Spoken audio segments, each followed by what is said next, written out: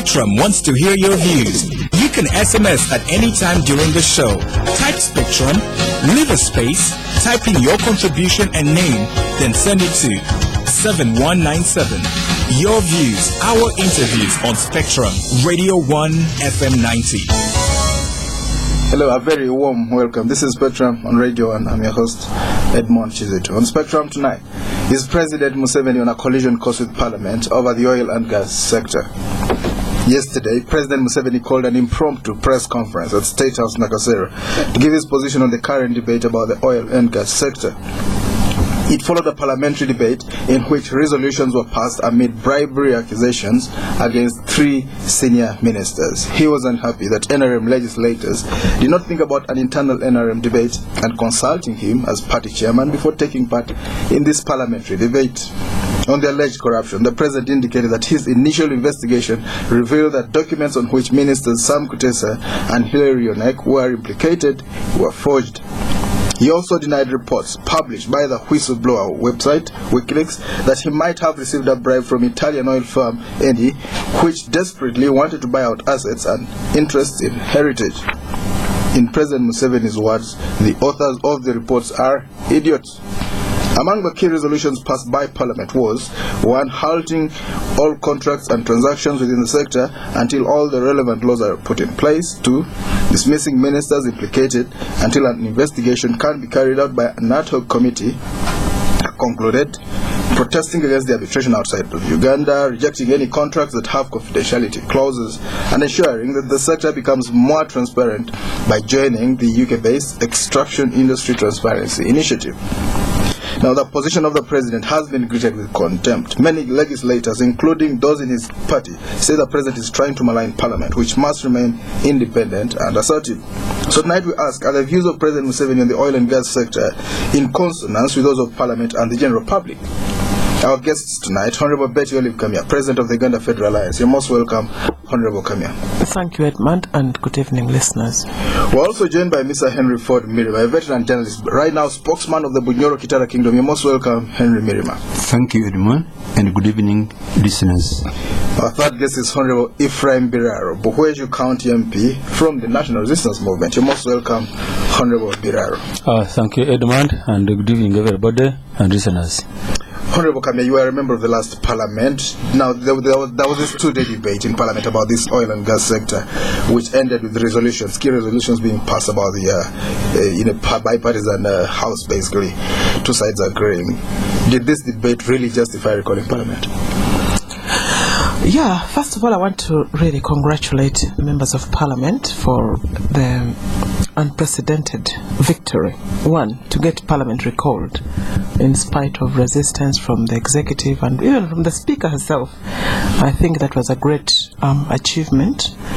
And 2, for rising beyond the usual partisan trivialities in this country. I'm NRM, I have to listen to my party first, this and that.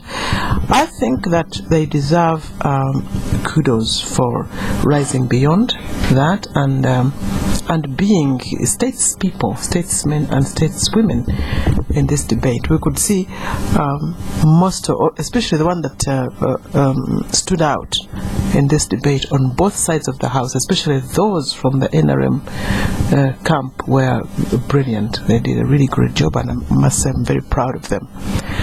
Having said that, did it justify a recall from recess? Yes, it did justify. I mean, when you think about the sums of money that we're talking about, it's mind-boggling. It's mind-boggling. If really they can push through these arguments, and Honorable Karuhanga justifies the sums of money that are talked about, I mean, this country is definitely developing, falling apart. Oh, absolutely. So I think it was one thing, it was justified to call them because of the huge sums of money, because of the oil sector itself, and what we foresee its role in the country, as what its role in the country is going to be. And of course, it was important for Parliament to test their their clout. I think that was really important. The law says if you've got 125 MPs, you recall Parliament, and that was very important. They got 190 for them. They got 194. Was very important for Parliament to test their mettle. Honorable Biraro, was it really necessary to call this out? Did you get anything out of it, or is it just rhetoric as usual? Yeah, thank you very much. Definitely, we got something out of the sitting from recall after recess. First of all, some of us first doubted it because we didn't have the details to be sincere. We thought about it, we thought it was a rumor, it was inconveniencing, but later on when we recorded and then we started getting the details of the allegations and the claims, we started getting convinced that it was necessary to dispense with it. Whether it is rumors or true, but we need to dispense with it and go on with other things. So, as you saw on Monday, you must admit that me, I'm an NRM MP, and I'm really strong NRM. But again, if you really love NRM, you cannot allow it to go down the drain. We just cannot. That would be hypocrisy. So we said, let's sit. First of all, I must inform the listeners that we first sat in the movement caucus. We said we must discover the truth. NRM should not be seen and known to be sitting on the truth, which affects Ugandans. So we refused in the caucus. We said, let's go to the plenary. We shall handle it there. We know what we know. Let's deal with it. It cannot be partisan. This is a matter beyond party lines. This is an issue beyond party settlements. So we sat in the house and you see how we deliberated. On the second day of the debate, personally stood up. I made 3 points. 1, to motivate the ministers who have not been named. I first congratulated them for so far not being named in any scandal. Yes. You know that is very important in management. Yes. You congratulate those ones who have not yet been named. There are some ministers who have served for many years, and they are never named. For example, Honorable Uganda, yes, Honorable Kitara, yes, they have been serving for many years. I started hearing about them when I was still young. I'm now with them. We have not heard of scandals with them. So, first of all, you congratulate them to motivate those ones who are coming on board not to behave the same. Number 2, I requested that these ministers should be honorable enough. Some of them have been liberators to liberate Uganda for the second time and be honorable enough to step aside. Not to bother the president in making a choice, should I sack you, should I do this, and also not to rebel parliament to be tempted to censure them. That would be a good help. Then thirdly, I requested the president to keep free of this affair. Still free. Oh, really? Yes, I did. It is an executive. Why? Yes. This is an issue in parliament. It is an allegation. No one knows if it is true or false. Let people investigate. For example, the president has already investigated the president. This was one man's investigation. In my view, even on your question where I say that he said it for collusion, I don't see that collusion. The president maybe was speaking his personal mind. He's a human being, but I think if I were the president, I would be glad to have an alternative investigation. If he investigated and found them free, now he'd be firm to find that another investigation declared them also free. Right. That would be confirmed. So I would pray that the president desists from that temptation to interfere with parliament, because even then, parliament is independent. Mr. Mirima, the veteran journalist used to publish a magazine called The Explorer, among other things. That's right. But now I'm publishing books. Go on. And my next book is What Role Did Ugandans Play in the Oil Exploration and Discovery? Maybe we'll talk about that later. Okay. But why I'm bringing it out, this whole debate is missing one point. Do the people know, even members of parliament, how these agreements are written? Who does them? Who writes them? In my book, which is about to come out, I've discovered, I've made the research, it is the technocrats who make these agreements. And what's wrong with that? Nothing wrong with that one. But now when we call parliament, which has no power to make these agreements, are you solving a solution? Now I think the system should be streamlined. Who makes the agreements? The PSAs. Now there's the petroleum bill in cabinet now. Yes. Does parliament have power to debate it? Why not? No, they can't debate until it has come to parliament. That's true. Now it is in the cabinet. Yes, what's wrong with that? It's normal procedure. Well, there's not, what I'm saying that the system is wrong. It is now they have said no agreement must be entered into until these laws are written. Do you know how many laws they are writing up now? the petroleum bill, there's the revenue sharing bill, there are about 6 or 7 laws, which at this speed may take another year or two, and we're going to start producing oil, because we are waiting for those agreements laws to be written. And now Taro has been waiting to begin oil production for the last year.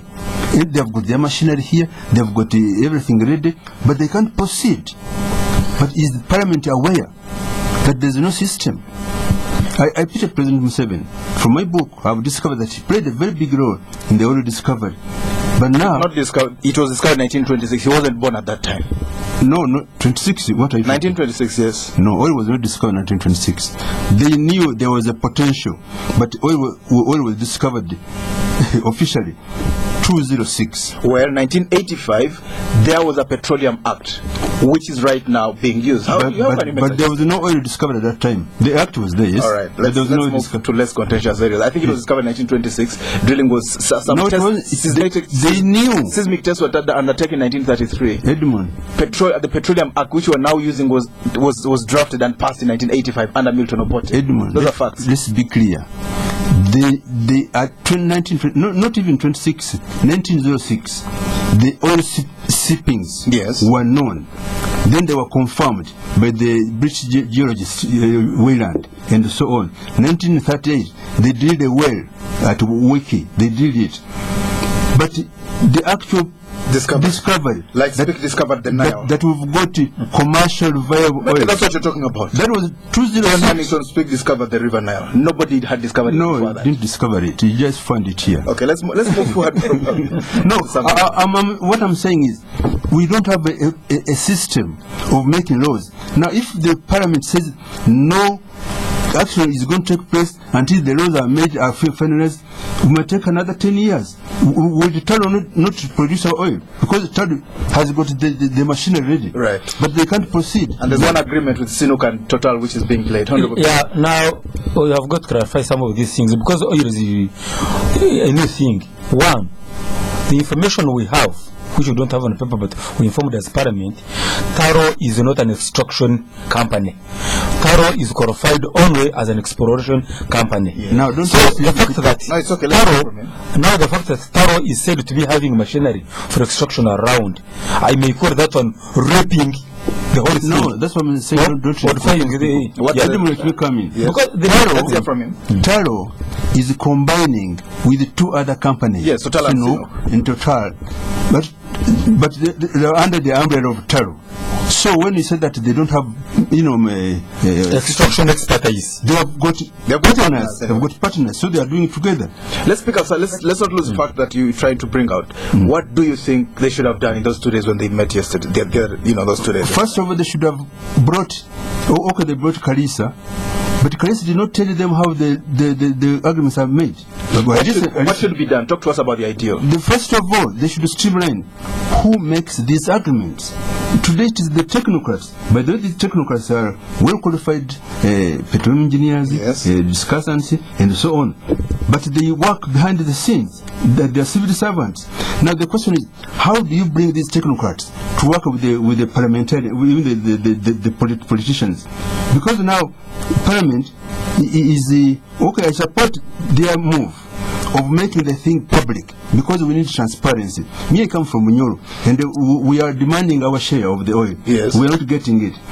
They tell us it is going to be given to you when the revenue sharing of the law is in position. But now, who is going to make that law? Okay. Mr. Moderator, what Mr. Mirima is talking about, Parliament, and I believe Honorable Kamya will support me on that one, will clarify. Parliament is supposed to make the laws. Now the laws are the ones upon which the arguments must be made. So the politicians may not be involved in making the arguments finally, but the politicians will give a draft, a roadmap, or the laws. No, it's upon which the arguments are made. The arguments must be made in line with the existing laws. No parliament is saying there are no laws in place to govern the oil industry. The oil and gas industry. So the parliament is fighting very hard. Nothing should go on. Arguments should not be made to extract the oil when there are no laws in place. You can, I don't understand what Henry Ford is saying, because technocrats usually are the people that do technical things. Yes. But the owner, say if I want to sell my house, basically I say I want to sell my house, it's between seller and buyer, then I get a lawyer to do the contract, to draft the contract, and the lawyers should know. But the basics is me, the sell price and the debt. You agree on the intent? We agree on the intent and the basics, then the technocrats do the work. Bettie. So what I don't understand, Henry Ford, is why you were surprised that technocrats are the one making the contract. I'm not surprised. But they are instructed. They have to be instructed by the principal. They see. Okay, maybe leave those gray areas. Okay. Let's move forward. But anyway, another thing that I wanted to say is, while I might agree with Henry Ford about the lack of laws, yet the existence of the laws is crucial. So what can happen is a transition. You can specify a transition, what will happen. You can even say amounts that will not be discussed without the law. Right. There are transition periods, but the existence of the law must be paramount. It's important. It has to be done. But what you're saying, Henry Ford, is that we can discuss the transition. We should be very specific on the period, on quantities, on values, on parties involved. All those can be specified in the transition as we wait for the law. But we must have a law. We need to move forward. Honorable Kamya, do you think the executive will listen? They might decide to just go ahead. I think the executive will have a big problem if they don't listen, because they will be out of order. This parliament can even impeach the president. What do you mean by that statement? I am saying that the president is impeachable. Really? Of course, according to the constitution. And then Parliament doing such a thing? What I'm saying is that the executive would be well advised to follow what to stay within the law and within their ambit, within their ambit, and the president will also be well advised, because at the end of the day there is the public court, and the public court is very, very uncomfortable with the management of the resources of this country. So anybody who even wants to leave a legacy would be well advised to be cautious. All right. Honorable Biraro, the resolutions that were passed yesterday, do you think they'll help us gain transparency and accountability? Yeah, I very much hope they will help us, because as you can see, Parliament had its day, and it was well guided. Because this Parliament I'm in Parliament for the first time, but I think we know our roles very well. One, we have got an oversight role. And oversight means overall to see what is happening, advise, if there is a need, protest and check. We have a very good check in the system. Number two, our role is to legislate. And we're trying to do that one now. And once to assert ourselves, we must legislate. And when we're not sure, we must take time. Number three, we must represent the people. Those who are here and those who are there. So we must. Those who are where? Here in Kampala, in Parliament, and even in Buhweju. Right. The people who are everywhere. We must listen to their voices. Right. Now, what are their voices talking about? What do they want? And what is good for Uganda? So we must listen to these voices and then articulate what these voices are saying. So the voices are saying corruption has taken root in Uganda. There are rumors that it has already been eaten, even for it is mined. So what we are saying is we shall do our role. And two, like Honorable Kamya says, the president should be well advised, and which I think he is, that he adheres to Article 99 of the Constitution. He adheres to executive roles. The president said yesterday, you and RMMPs, you went ahead with your things without even consulting him. How could you do such a thing? Yeah, there is nowhere we are told that we have to consult the president. Well, he's your party chairman. He is our party chairman, and we had our caucus. We consulted. Oh, the one that met for 3 hours before the debate. Exactly. You don't need to talk. He delegated. If he has time, he can talk to us. But if he doesn't have time, his delegates, the people he delegates, the chairman of the caucus, the vice chairman, the caucus leadership, is enough in his absence. But he might call you. He said yesterday you went ahead with your own. Yeah, we shall go ahead and discuss. He might call you and reprimand you. What are you going to do? Reprimanding. You and RMMPs. He call us. We are already selected for. He's going to call on Sunday. On Sunday, we are not going there for reprimand. I would have sent those signals that we are going there for discussion. I think really the problem is that the legislators want to avoid the president because he's been misleading them. What do you mean by that? Many times he tries to influence them. And what's wrong with that? He has a vision. Yeah, but he has a vision, but apparently it's not convincing.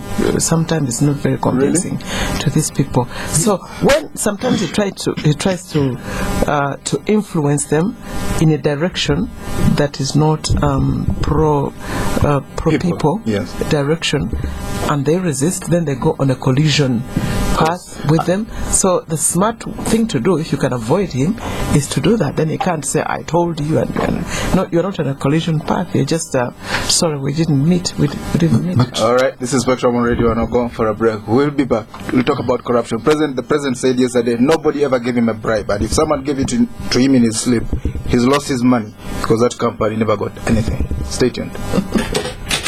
Is your internet provider turning your world upside down? Broadband Company offers fast and reliable internet solutions. And for the first 100 subscribers this month, we offer 0 connection fees. Save up to 400,000. For more information on these offers, call toll-free 0800 222 111. Broadband Company, more than you expect. Let the sunlight in. Good morning, sunshine of my life. You look happy today. I am. I came in here and I saw there was a whole pile of washing to do. But I thought you didn't like doing the washing. No, I love it. Anything else you need washed? Sunlight 2-in-1 with added fabric softener. Smells so good, you want to use it again and again. Let the sunlight in. Sunlight 2-in-1. Sunlight clean, sunlight fresh. Sunlight in. Happiness is all around. Let the sunlight in. John, Mike and I, we go back a bit. We knew John at the beginning, working for someone else. But he was different. He had vision, saw opportunities. He started working towards his goal, opened his own garage, and worked, learning the hard way. His reputation spread. Trust, consistency, quality. Soon people were coming to him from all parts. He made himself and his whole street prosper, and also helped friends, seeing potential in people and helping them on. But John never shouts about all his success. He's just who he is. Special. So here's to men like John, who make a difference, who enjoy Nile Special, the rich, satisfying taste from the source. Nile Special.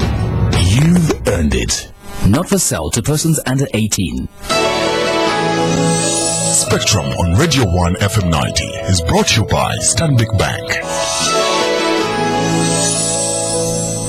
Welcome back. On Spectrum tonight is President Museveni on a collision course with Parliament over the oil and gas sector. You'll be able to call him, but our guests in the studios, Honorable Bettie Kamya, President of the Uganda Federal Alliance, Mr. Henry Ford Mirima, spokesman for the Bunyoro Kitara Kingdom, where the oil is located, part of the oil anyway, Honorable Ephraim Biraro, Buhweju County MP, also from the National Resistance Movement. Like I said, you'll be able to call in later and contribute to this discussion. President Museveni, Honorable Bettie Kamya, President Museveni yesterday spoke about the sector. He said, transparency is he's in support of transparency, but then he also said he's a very clean man. Talk to us about those comments. Well, first of all, I really do tend to think seriously about Machiavelli's statement that every man has his price. And corruption should not be limited to the amount of money that you can get, but bending your beliefs and your morals for a price, President President Museveni, when he was in the bush, for instance, Yes. we know that he slept with robbers, and I mean, when you say he shared the bed with the, figuratively speaking, robbed banks. No, morals were not an issue when what was at stake was winning the war. The morals, where the money came from to win that war, was secondary. Was secondary. I mean, we saw that. So it depends on what the price is and what you're trying to secure or to save. So for me, a blanket statement like I am incorruptible. I'm not saying that nobody is incorruptible. I'm just saying that it's a truism